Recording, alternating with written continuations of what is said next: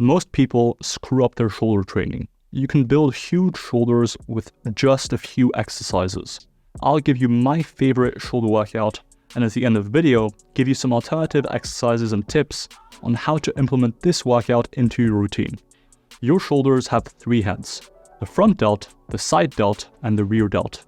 Your front and rear delt are involved pretty heavily in most pushing and pulling exercises that you do for your chest and back.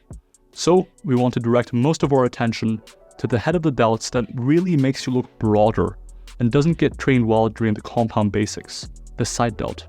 The side delt is responsible for shoulder abduction and, as a secondary function, shoulder flexion. The best way to target the side delt is probably through shoulder abduction. The best exercise to start our shoulder workout and really target that side delt is a cable lateral raise. In a good exercise for building muscle, here's what I look for. The cable lateral raise isolates the side delt and allows you to get a deeper loaded stretch on the side delt than a traditional side raise, and can easily be overloaded by adding reps week to week. It targets the primary function of the side delt, shoulder abduction. I like going heavy on the cable lateral raise. Since you're doing one arm at a time, doing this exercise for high reps can be time consuming and weigh you out more than necessary. I generally do 3 to 5 sets, going from 2 reps in reserve on the first set all the way to failure on the last set. A minute or so of rest between sets is usually enough. For technique, setting the cable to be perpendicular to your arm at the start of the rep will increase resistance in the stretch. I like doing these behind my back, ending the rep when the handle reaches right behind my crack. Pause. Resist the urge to bend sideways or extend your chest to get the weight up. These are the 2 most common mistakes I see on this exercise. Likewise, allow a slight bend in your elbow throughout the whole rep. Take a solid 2 seconds on the way down, pause briefly in the stretch, and explode out of the stretch. Our review paper on optimal technique for building muscle suggests this is a great approach. If you're wondering if cable lateral raises are really better than dumbbell lateral raises for side delt growth, I've got good news. We're currently working on the first ever study to answer exactly that question, comparing the 2 exercises and seeing which one builds more muscle. In just a few months, we'll have the results. Now that we've targeted the side delts, let's move on to the second exercise. For the best possible physique, I think you should isolate the rear delts. Most men especially love the bench press and pressing movements, and tend to have solid front delt development. The rear delts, on the other hand, less so. To best target the rear delts, I almost exclusively do the rear delt crossover. In fact, even Myodapt knows how effective this exercise is. I exclusively train using Myodapt nowadays, and it always picks the best possible exercises for building muscle using proprietary calculations. These calculations are based directly on exercise science and are constantly being updated to reflect the latest research. Myodapt is a coach in your pocket, the smartest training app soon to be on the market. Go to myodapt.com now and register your email to be notified when it finally launches, and you'll get a lifetime discount as a special offer. The rear delt cable crossover exercise targets the rear delt's primary function, horizontal abduction of the shoulder. To a lesser extent, it also involves some of your upper back muscles. More than any other exercise, it loads the rear delts in a deep stretch, and you get to train both sides at once. In my experience, this exercise works well at nearly any rep range, but sets of 10 to 15 reps are most versatile. You can do this in any dual cable station setup. If your gym doesn't have one of these, or it's always busy, you can always do these single arm, rotating away from the cable station. Set the cable at shoulder height. I like to take a couple of steps forward to increase resistance in the stretch. Allow for only a slight bend in your elbows. A common mistake is to bend your elbows a ton and turn it into a tricep movement, extending your elbows throughout the rep. Just like for lateral raises, avoid movements of the hips and spine.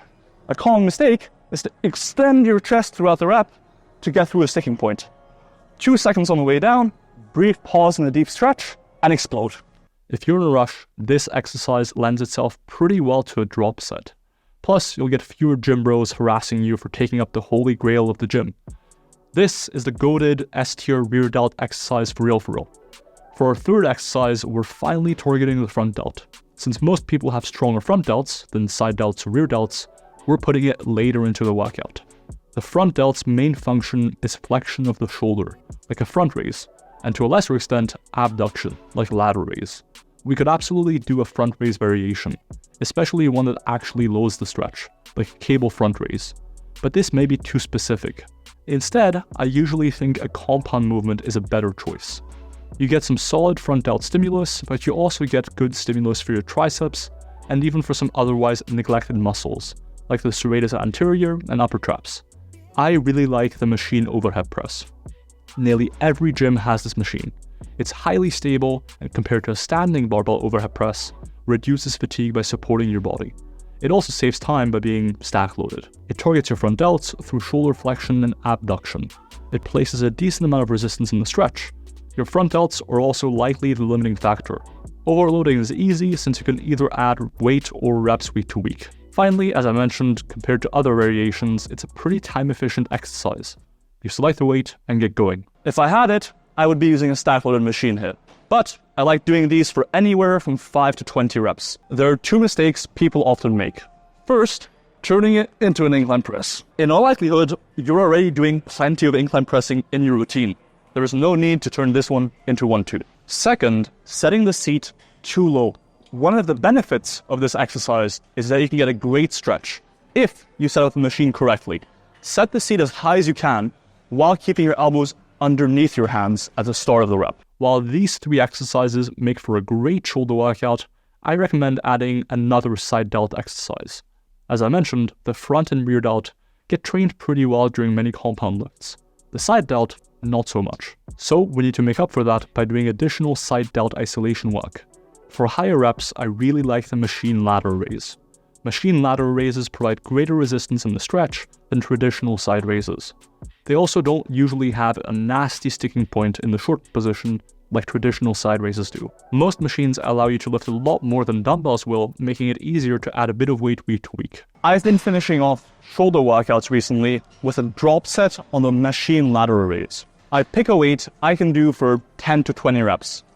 Then, after doing a set, I drop the weight by 20%, going again immediately, getting at least 5 reps. I do this for 4 or so sets, taking the last set all the way to failure. There are a few mistakes I often see on this exercise. First, like for other shoulder exercises, avoid extending your chest to get the weight through the sticking point. Direct all the work and stimulus to the side delt instead. Second, as you get into those last few reps, avoid getting sloppy. It's common for eccentric control and the focus on stretch to go out the window. Stay focused. And what better clothing to rock while getting bolder shoulders than Rascal apparel? The nicest, most durable, comfortable, squat-proof gym apparel in the game. I only represent things I believe in. Rascal apparel is one of those things. Go to rascalapparel.com, shop around, and use code WOLF at checkout for 10% off. As promised, here are my recommendations on how to incorporate this shoulder workout into your week, and alternatives you can use. While these exercises are great, there is nothing wrong with some variation. Dr. Milo Wolf, my best shoulder workout, we out.